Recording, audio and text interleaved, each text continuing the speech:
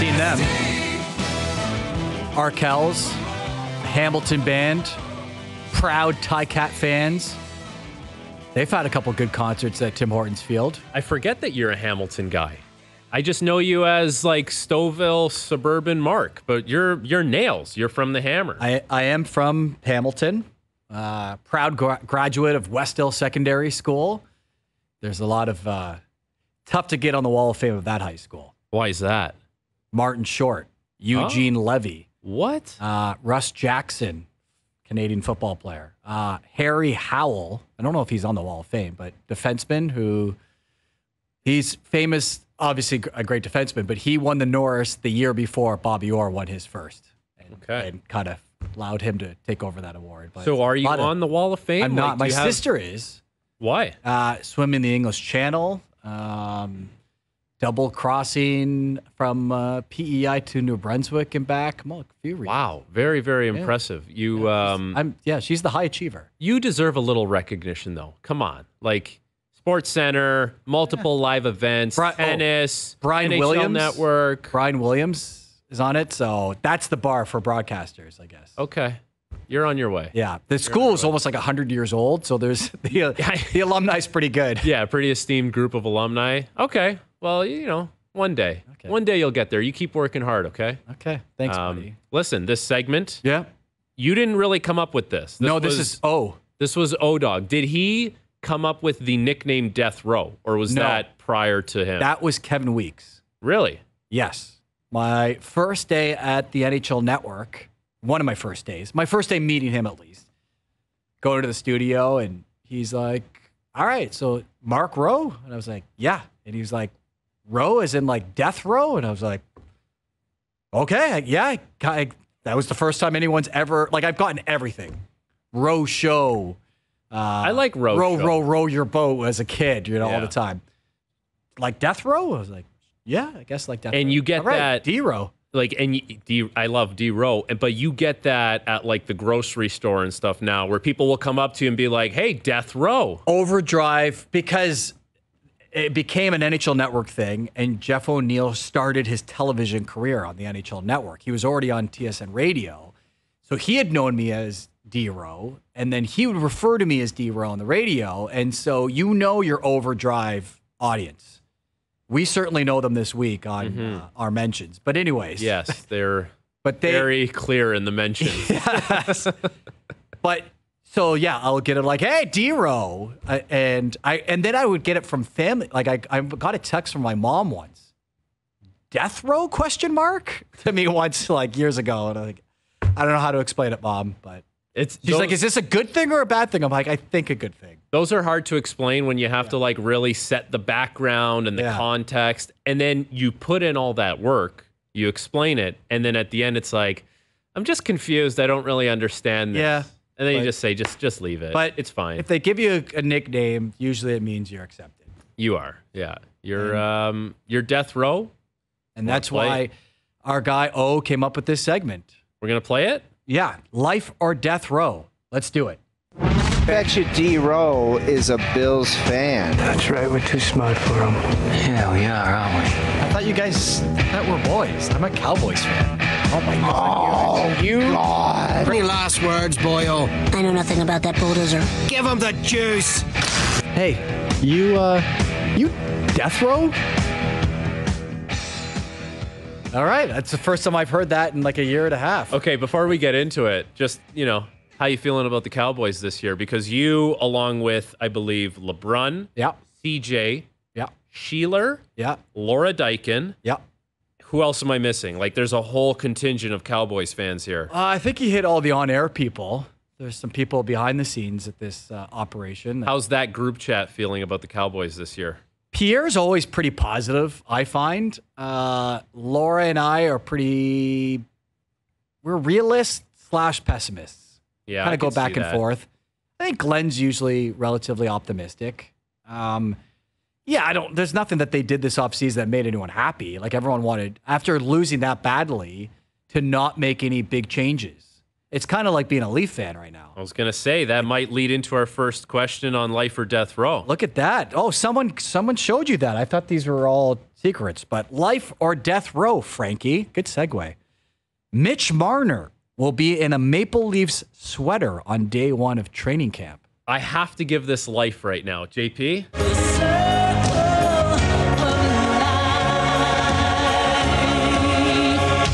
Thank you, JP. Probably when the playoffs ended, there was a period of time, call it a month, call it 6 weeks, where everyone had come to the conclusion that this was going to happen. Mitch Marner was going to move on, basically based on the fact that Matthews has a deal, Nylander has a deal, Tavares you can't move, so it just makes sense that Mitch Marner has to be the guy if you're going to shake things up. Now that the new coach is here and Craig Berube, all the dialogue seems to be that want a chance to coach him, want to see what we can do. And I guess, you have to give the coach that opportunity, or else why are you making this coaching change? You have to see what he can do with this group, whether you like it or not. Like, that's kind of the reality of the situation. So doesn't change the core four. Mitch Marner's coming back. He's going to play out the year. Going to see what Craig Berube can do with it.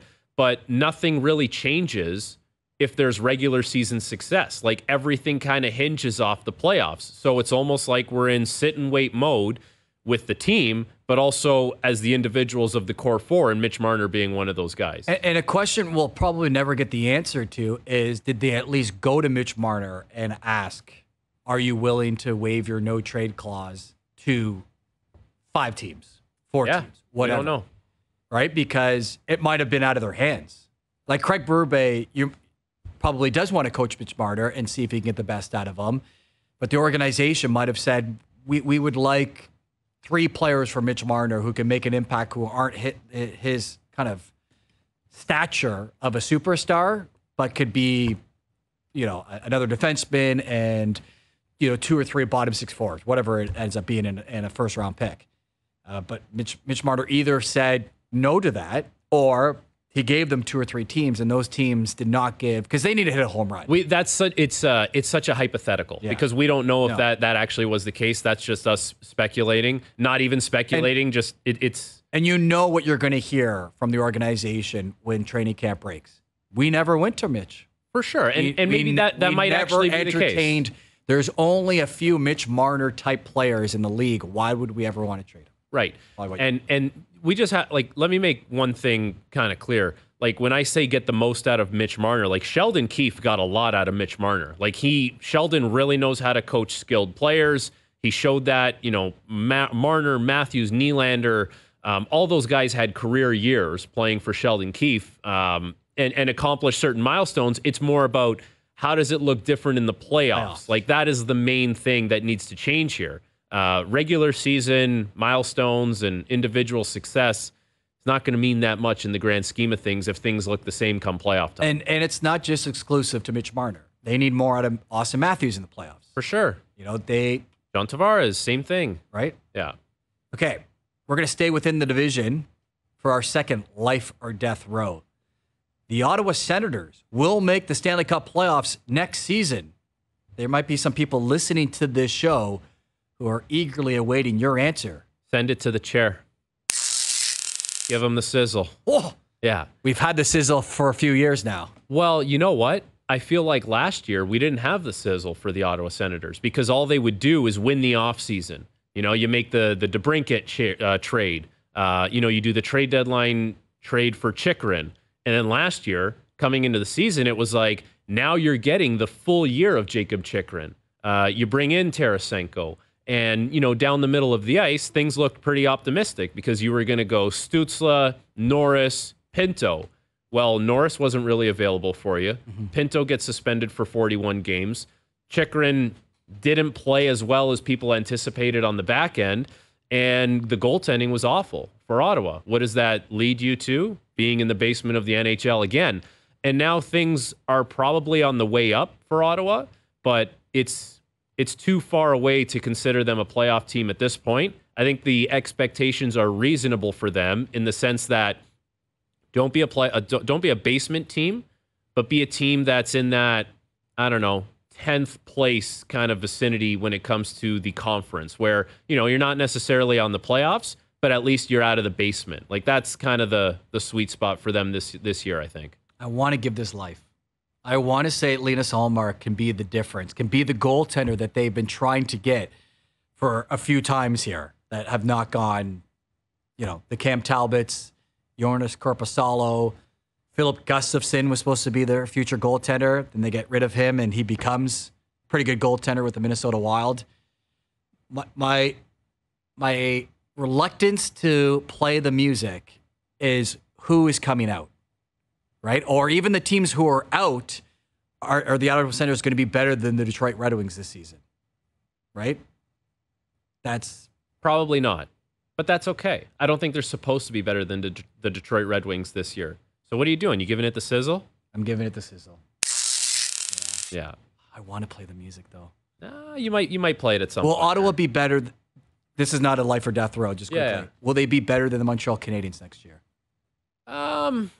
They should be, but there's more excitement in Montreal because they are newer into this. I think Montreal rebuild. Yeah, I think there's optimism around Montreal because Slavkovsky had such a breakout year, and Suzuki has really emerged as a true number one center in the NHL. Those young defensemen continue to take another step. Sam Montembeault was really good last year. Caden Primo towards the end of the year started to find his groove in the NHL. But I think with Montreal, they've kind of realized that their time is not now. It's almost like they're just waiting in the weeds for a couple things to happen, like for some of the money on the books to come off the books.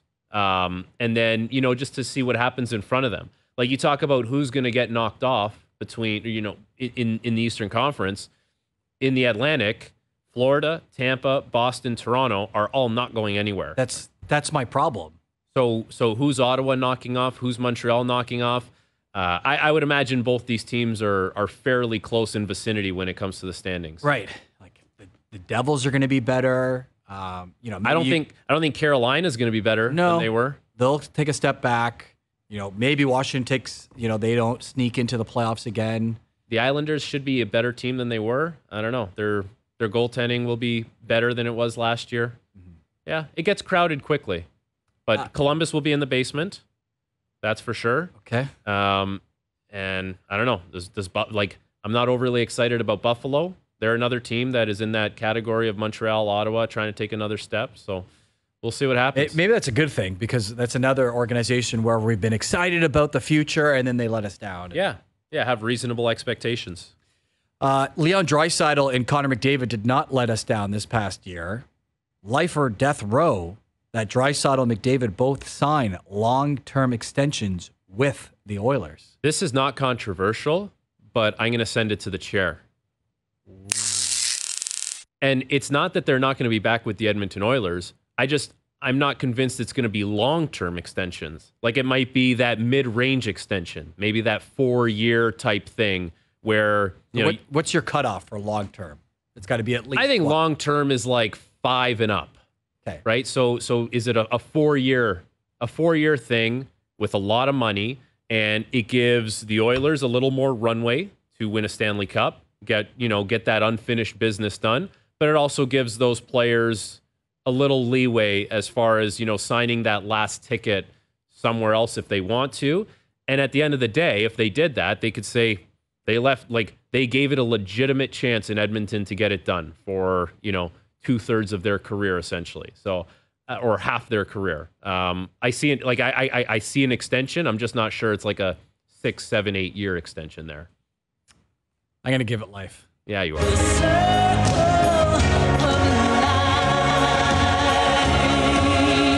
And I've got no one in Edmonton to suck up to. So I feel like Connor McDavid wants his guy there and they will make it work.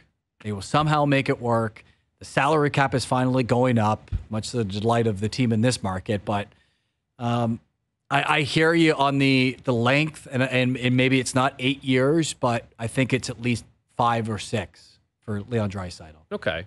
Well, I guess that's long term. That's on the lighter side of long term, right? But it's semantics. But that would eliminate any kind of narrative of that they jumped ship and they wanted to leave. It's like they gave it a legitimate shot at that point. We're 9 years into McDavid's career, in Edmonton. Wild. Like we're 7 or 8 into Draisaitl's career. So you tack on another 4 to 5, and I think that's giving it the old college try. Yeah. It's going to be fascinating to see what that team does this year because of being so close. Stanley Cup finalists often struggle the next year.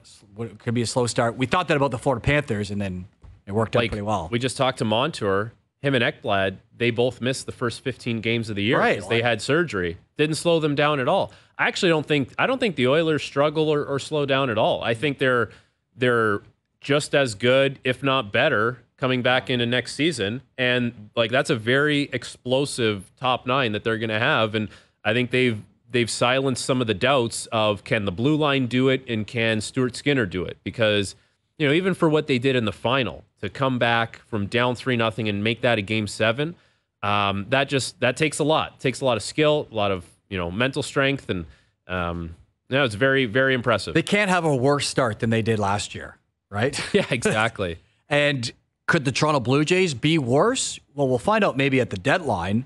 Life or death row that the Jays will make at least 3 moves at the trade deadline. Give me life, JP.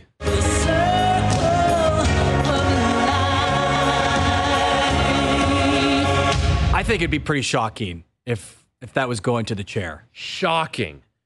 And the only reason why this is going to happen is because they literally have no choice. They have to be proactive. They have to make 3 moves. And you talk about some of the expiring contracts, whether it's Kikuchi that makes sense for another team, but just with where this team is at this point, if they're not making 3+ moves, then they're stuck here again next year. And all that narrative that they're talking about, trying to be competitive for next year, that goes out the window before next year even rolls around. So there has to be 3+ moves that happen here. And it might not be the moves that people want, and you can discount. Trevor Richards doesn't count, it does count. Does count if the question is just 3 moves. The question was not 3 significant where Vladimir Guerrero or Bo Bichette is part of it. That's a trickier question, but I agree. I think that they might be able to maximize the value of Yusei Kikuchi at the trade deadline, a team that's desperate for a left-handed arm, and whether it's a bullpen help with Trevor Richards, whether it's veteran presence with Justin Turner. I don't know what you get for him, but I certainly think that you're at least turning the page on some of those guys to work towards next year. Yeah. And you make that move now because it might be easier now than, you will if they're expiring deals. They got to thread the needle, as Steve Phillips you love that. said. And I just can't see how threading the needle happens for them where they're selling and they're buying, and all of a sudden this minor league prospect system that isn't exactly highly revered around Major League Baseball is going to fetch you, significant pieces in return. Yeah. So it's a tough sell to the fan base, I think, to thread the needle. Yeah. To play golf at Royal Troon, you kind of have to thread a needle a little bit. I guess so. You got to keep it on the fairway. Rory McIlroy, life or death row, will rebound from the U.S. Open and win the Open Championship. I want to give it life, but I think I'm going to have to send this to the chair. And he had a very good showing at the Scottish Open. It was a top 5 performance. It's hard to imagine that coming off that U.S. Open, now all of a sudden he's going to get it done at the Open Championship of all places, where he very well could be in the mix, but it's eluded him finishing things off. And anytime you're going to give me the field in a situation like this, I will take the field because there's a lot of good players, and Scheffler is going to have a chance. Even, I don't know. Well, as you can see on TSN2, Scheffler is the favorite, McIlroy second. Right. Bryson's playing good golf, although what we've seen in the majors, but doesn't really do well at the Open. Jon Rahm is an interesting name as well because he missed the cut at the PGA, didn't do well at the Masters this year. We don't see him other than when he's in those big tournaments. So I don't know. I'll take the field in that situation. If the question was top 10, I would give it life. I think you'll have a good tournament. It's just so tough to say. You have to be so confident to say this guy's going to win the tournament because obviously only one guy does. And if he had just finished second or third at the U.S. Open and not given up the lead, then maybe you feel better and say, okay, like he's playing good golf. His time will come here. You don't know what kind of mental damage that did to him. Because as much as he did well at the Scottish Open, which is great, and that's a positive sign, it's not a major. And that's been his Achilles heel for 10 years. Well, and he was talking, was it today or yesterday, how he's just bombarded with like texts and like just from media and people. Like, I think it's an overwhelming thing that he's. Well, how about he changed his phone number after the U.S. Open? Is that what happened? He had to change his phone number? He changed his phone number, and that's why he ghosted Tiger Woods. Oh, no way. Because Tiger reached out to him, and he didn't realize until, I guess, recently that it was Tiger, and he had to like, I'm sorry, I changed my number. I didn't. Yeah. You know who's going to be ghosting Tiger next time around? Colin Montgomery. Yeah, Monty. We were talking about that yesterday. Monty, he wanted to make sure we remembered who Colin Montgomery was, and he was telling Tiger Woods maybe it's time to retire. Yeah, it's tough when you want to have the soundbite, and then the GOAT says, actually, I'll have the soundbite, right. pal. I'll be the one that has the mic drop here. Yeah.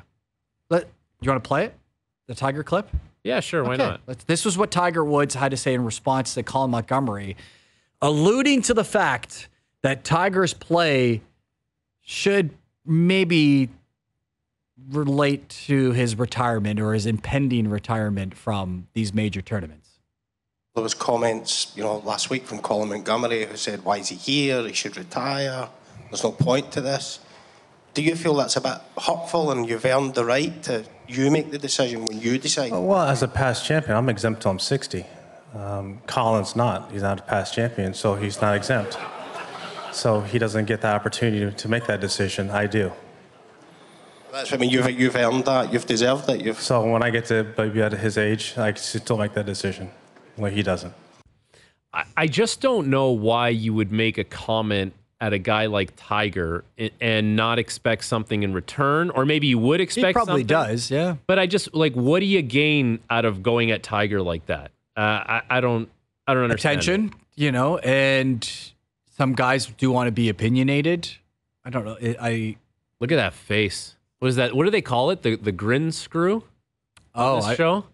Bitter beer face. The Monty grin screw. That's what they call it, right? Yeah. Okay. Look at that grin screw on him. That is, I'm not quite sure if my ball is in the first cut or the second cut, maybe the fastest. That's like he sees there's kids on his lawn, and he's waiting before he goes over there and yells at them, gives them the business. Just cut it.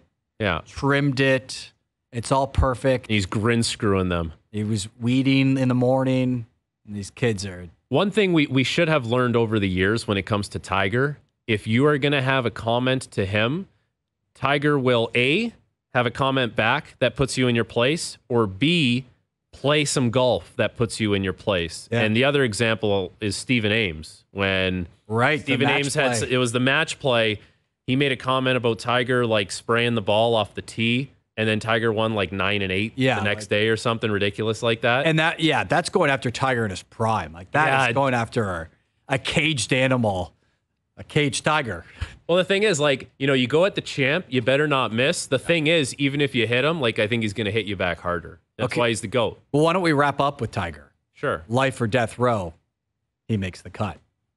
Well, we just scolded Monty. Yeah. So you got to go with. Give it life. Yeah.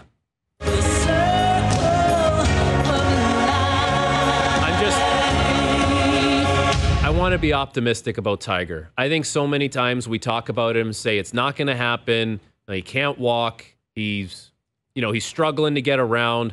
I would just love to see Tiger maybe, doesn't have to be in contention, but just see how he can do for 4 rounds. Because the way the broadcast is. If Tiger's playing, he's going to get a lot of airtime, and I think that's good for eyeballs, and it's good for us who kind of sit around and watch on the couch that, we get to see Tiger still perform at this age. It'll be better for tomorrow's show, which you'll be a part of, if he's doing well and we can talk about him. And it's an easier walk than, say, Augusta.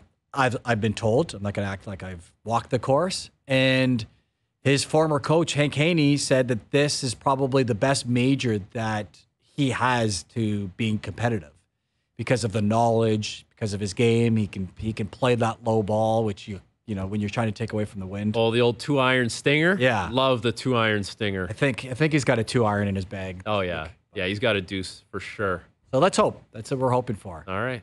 Life or Death Row. It's back. It was good. Don't know when it's returning, but it was fun. It'll be fun to chat with the head of baseball at Clutch Sports, Chris Corus, coming up on Overdrive. We'll get into the trade deadline, what's it like for an agent, also his thoughts on the Blue Jays and what they need to do in these next couple of weeks. And they're trying to be competitive in 2025 as well. So we'll chat with Chris when we return on Overdrive, TSN 1050, the TSN app, and also up now on TSN 2. Overdrive continuing. Mark Rose sitting in for Brian Hayes alongside Frankie Corrado, and this song coming straight from. Sorry, was it from Doogie or the? This is from the Doogie desk, meaning he requested this. This is not like an external request filtered through him. Oh, Doogie. Okay. Yeah, I think Doogie's going to the concert. Are you, Doogie? I'm not going to the concert. No. Oh, okay. But I do enjoy Train. Okay. Well, why don't you go to the concert? Yeah, Budweiser stage. Let's go. That might be a good idea. Take your lady to the concert, Doogie. Very Could be truthful. a nice little date night. Uh-oh. Okay. Yeah. By the way, Doogie had a nice time in Niagara on the Lake. I don't know if you heard about that. I heard, some wines. actually. His fake ID worked, which is great. Okay. Happy for you, Doogie. I don't know if he wanted that public, but the people at the Wayne Gretzky winery, I'm sure that they'll be looking at their records now. Yeah. Yeah. It was fun, boys. It was a good time. Good job, Doogie. Well, I got to say, it's always fun filling in for Brian Hayes, much the dismay, though, of some people who watch this show and listen to it. But, he'll be back. And the legacy of Hayes always continues. And sometimes it's as a broadcaster, and he's obviously great at what he does, and also as a hockey player as well. Did you know that he played in the OHL? I did know, yeah. He was a Barrie Colt, and I think for a brief period of time, a Sarnia Sting. He was. Mississauga Senator back in the day, the minor hockey days. Okay. Yeah. Well, he played with Carlo, too. Like, he played with Koliakovo on the same team. What a blue line. Yeah, imagine that. Well, our next guest knows a thing or two about Brian Hayes, not the broadcaster, but the hockey player, I've been told.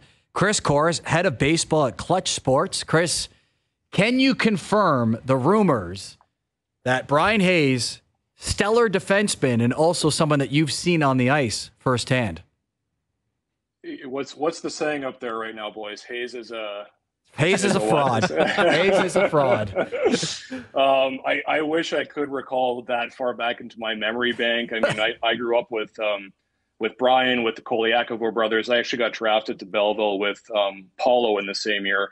But man, yeah, dating all the way back there. I'm sure he was great. He had a sniff for the OHL. I did not, so I'm certainly not one to comment. Yeah, we're well aware that he had a sniff in the OHL. Did you know that the Barrie Colts actually had like a Brian Hayes tribute night? This would have been a few years ago. Yeah, I don't know. I did not. Quite the honor. I'm not sure I would go that far with a tribute night. I don't think he was that good, but good for him. Well, clearly you're having a lot of success post-hockey career as the head of baseball at Clutch Sports. And give us the agent kind of perspective of what these kind of last 2 weeks before the trade deadline are like. And for a team like the Blue Jays, who we expect to be pretty active and making a lot of calls to agents. Yeah, in our position, every year is different, right? We're going to have guys that are trade bait. There's going to be players that feel good about that, players that feel bad about that. Some years are quiet, some years are loud. So I think it's just the same approach as we always have with our players, which is constant communication, transparency, and a sharing of information to the extent that we can get it. Some teams are a little more open in their process. So yeah, every year is different, but the constant communication is absolutely the critical component for our players to keep them calm, to keep their head on straight, and that communication certainly extends to their families as well. Remember that a player that has to switch cities at a certain point in their lives has to deal with a lot more complications surrounding families. So it's just a matter of communication and being open and constantly informative for our players. It's always so amazing when you deal with agents, like my agent too in hockey. Like, they know the marketplace so well. They kind of know where things are going, what's happening in the league, like very in tune with everything that's happening. Like with that being said, as we get closer to the trade deadline, Like, how active do you expect this MLB trade deadline to be this year? I think quite active. There is some real strong parity this year in the MLB. You take a look at the battle in the AL East. I know we're on a Toronto show, so that is certainly at the top of mind on a consistent basis. Baltimore, Boston, and New York are all in the hunt. So I would expect all of those teams to pick up some pieces that they consider to be valuable in their pursuit of the next phase. And I think if you're the Boston Red Sox, you came into this season hoping to be in the position that you're in, and you find yourself there. And that's a team that certainly needs a few pieces to get over the hump, and I would expect them to be active. Now, with the Yankees specifically, over the last couple of weeks, we all know that they've had their struggles. And really Aaron Judge and Juan Soto have been carrying that complete lineup. So, yeah, I would expect them the Yankees to surround those two players with some additional talent to push them forward towards the playoffs. But, yeah, I think you're going to see a pretty active deadliner. It's interesting, like, when you make the comparisons between hockey and some of the other sports, like, we kind of hear rumblings at times where players maybe want to shy away from certain big markets. Like, maybe guys just don't want to play for Toronto. Like, there's a lot of attention that comes with that, the scrutiny. I don't know. We don't hear a lot of that when it comes to baseball. Like, I feel like if the Yankees or the Dodgers are calling you, chances are players want to go play for those teams. Like, is that the case when it comes to Major League Baseball? And if so, like, why is that the case in baseball and not necessarily in a sport like hockey?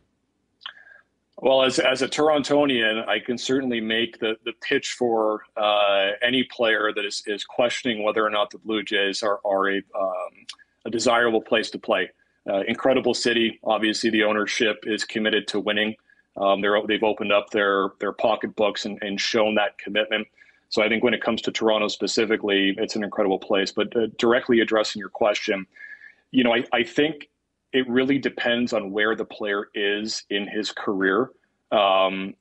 It's no secret that spending in baseball, there's quite the disparity from the top to the bottom. And, when we're advising players, again, the level of communication needs to be completely open and honest. And the reality is that some small market teams are going to naturally be a little less desirable if you're early on in your career and you're trying to push for earnings that you feel are commensurate with your performance. So, no, I do not think that the players shy away from big markets in baseball specifically. In fact, I think it's the inverse.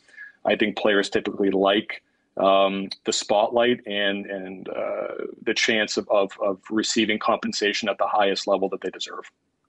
Chris Corus, head of baseball at Clutch Sports, joins us on Overdrive. And were you surprised with the approach that the Blue Jays took this offseason, where they were, a finalist to get Shohei Ohtani? They don't get him, but other than that, they don't make really any significant moves to help a lineup that they kept preaching internal improvement, and it has not led to an improvement. And in fact, where the playoffs have been sort of the bar set in the city, they're 9.5 games out of a wild card spot, and now, as you're representing clients, you kind of want to know what direction this organization is going in. Yeah, I think everyone was left in a little bit of dismay, if you're a fan of the Blue Jays, as to the lack of action that we saw in the offseason. I know optically and publicly they were a finalist for Shohei, but how real was that internally? I'm not sure, but I certainly would question whether or not there was any real motive to actually sign with the Blue Jays by his camp. With that said, it's been a challenging year. I think we all know that. Not to add salt in the wound, but we represent a player named Gabriel Moreno. And I know that's a soft spot up there. It's had to go there, Chris? I apologize, Mark. I apologize. But I did, yeah. That's a trade that certainly looks like it is not going to age well, and that's unfortunate. I think in theory the trade made sense. It just hasn't borne any fruit. My perspective on it is, you have the two studs in the middle of the lineup in Bo and Vlad. And I think that there should be a light adjustment into the expectation of what those players can produce. And I think instead of breaking it down, I think you need to kind of realign what that expectation is and fit different pieces in there. And obviously they did not do that in the offseason, which was surprising to me.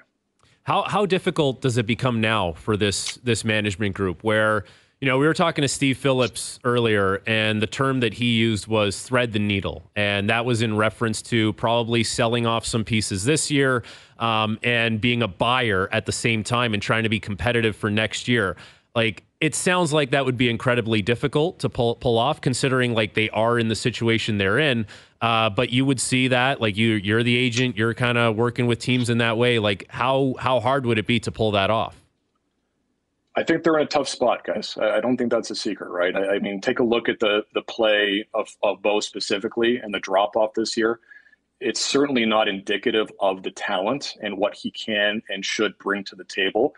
And that makes things even more difficult. I mean, I'm not going to pretend to understand the relationship that Bo has with the team or the front office, but I would suspect that his camp is going to exercise some patience, and I don't think that it would necessarily be in his best interest right now to explore an extension opportunity. So if all of those things are true, if I'm right, the Jays have an even tougher job ahead and even an uphill battle.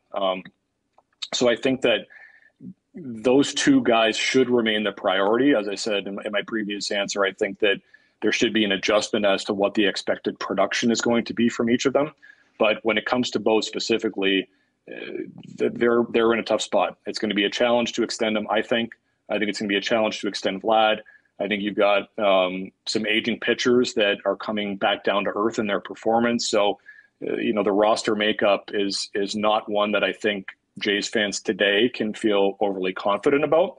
But there are pieces that are attractive at the trade deadline. And as we've seen again with the Boston Red Sox, a light retool can work wonders. So I think there still is hope, but there is a remarkable challenge ahead. Chris, when everyone thinks of Clutch Sports, you think of Rich Paul and you think of LeBron James, and this has been a pretty new collaboration for the baseball department that you're the CEO of. What's it been like working with the company, working with those guys, and what the future has in store for you? Yeah, I said it last week on a panel that I was speaking on, that every day does kind of feel like Christmas for someone who's a professional in my seat and, is ambitious and creative and wants more for our people and more for our clients. We did a really good job building a business from scratch in an industry that is really remarkably challenging to find success in. And I think we could only take it so far in what we could bring to the table for our players. And player expectations are changing. They're enhancing. The scope of service needs to improve every single day. And the decision for us and for myself to join the group and to sell our business and become a part of Clutch and United Talent Agency was an easy one because they've really led the charge in this latest era of athlete empowerment. I mean, you've seen the work. They've been able to take athlete objectives and dreams and goals and turn them into executable success. And the scope of what we can provide for our players now is really remarkable. Every day I find a new tool, create a new relationship, and it's all done through the scope of what is best for our clients. So they're happy, I'm happy, the agents are happy. It's been great. Well, Chris, in addition to your stories about Brian Hayes, it's been great to get your insight on the show, and it's exciting for your agency at the moment and exciting for baseball fans of certain teams. Other teams, it's a disappointing time when you're sellers, but we look forward to chatting with you down the road, and best of luck with the trade deadline and the rest of the baseball season. Well, boys, I really do appreciate it. This is a show, although I live in California, it's one that I listen to almost every day.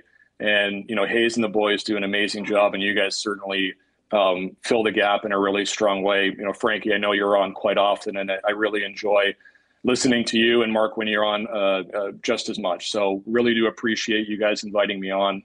This has been great. Oh, Chris, thank you so much. Very nice to see you. Very nice of you. Thank you. Thank you, Chris. All the best. All right, guys. There you have it. Chris Corus, head of baseball for Clutch Sports, which is that's like an empire there, man. Like Rich Paul, that's no joke. That is one of the many successes that you can have in that business where you have something and you grow it so big that a Clutch Sports or something of that size wants you. Yeah, And you're exactly. able to collaborate with them. And that's it's a great opportunity for Chris, obviously, and to have the resources and the influence and the power in a business like that means a lot for those guys. So yeah, we learned a lot from Chris. We learned that Overdrive is big in California. Overdrive's big everywhere. Well, yeah, maybe we didn't learn anything. We already knew that, but and we almost had a Hayes is a fraud in the middle of July. Which is, it's funny. I was thinking the other day, where did Hayes is a fraud start? And it obviously started with the football picks. And it feels like it's been going on for years, but it's just been this past year that it's happened. Like it really picked up steam. Really exploded. Yeah. It's just become a saying for the show. Like we were down at the Memorial Cup in Saginaw. Oh, yeah. And to get from the panel desk to the bathroom, you have to walk through the stands. And I would walk down the stairs, and sure enough, like 2-3 times each way. Hey, Hayes is a fraud. Hey, Hayes is a fraud. And then on the way back, you'd get it. I had one guy come up to me and go, "Why is Hayes a fraud?" And I said, I actually don't know why he's a fraud, but yeah, nice chatting. Like asking you, why is he called Death Row? I don't know. He just is. Yeah, and that's the way it is. Yeah. Coming up, our best bets, and we'll also wrap up the show as Overdrive continues on TSN 1050, the TSN app, and also up on TSN 2. That is for Frankie Corrado right there. Cast or no cast, they put on a show. Do they ever, man? Can't go wrong with the Foo Fighters. No. Great way to finish the show, JP. Good job. Oh no, Doogie wants the credit. Oh, that was Doogie. You can share the credit, Doogie. It could go both ways, but that was my suggestion to JP. Nice. Yeah. Good team player. You guys get along back there, right? No? Yeah? Always. Okay. We're best buds. I had a tweet come in when you and I did the show the other day. It's like, does Mark Rowe hate Frankie or something? What? Yeah. What did I say something? No, we were doing some Babcock stuff, and then I kept saying, "All right, we're gonna go to break," but we actually had to go to break. Oh, like and I was like, "Do you want to host the show?" Yeah. And JP had been going like this, like behind. You can see him a lot better than I can. He's covered by a camera. Well, like when it's time to go to break, JP will go like this until we look at him. I'm well aware of that. And we're not looking at him. Yeah. And then I looked over, and like the circles had gotten bigger and bigger, and it's like, we gotta go. Yeah. We gotta get out of here. Okay. No. Yeah, one of my favorite people. We're good. Like, we're very good buddies. It's always a good day when I get to work with you. Same with you, man. This is fun. We're almost done. We're almost done. One last item of business. Today's best bets powered by FanDuel. Make your picks and assemble a same-game parlay in seconds on the FanDuel Sportsbook app. This is all Open Championship. We will take Rory McIlroy, top 10 finish. Bryson DeChambeau, top 20 finish. Corey Connors as the top Canadian. All right, I love it. Today's best bets powered by FanDuel. Download the FanDuel Sportsbook app today and find thousands of ways to play. Please play responsibly. 18 plus and physically located in Ontario. I did notice last week with Gord, you were like, don't you have a read?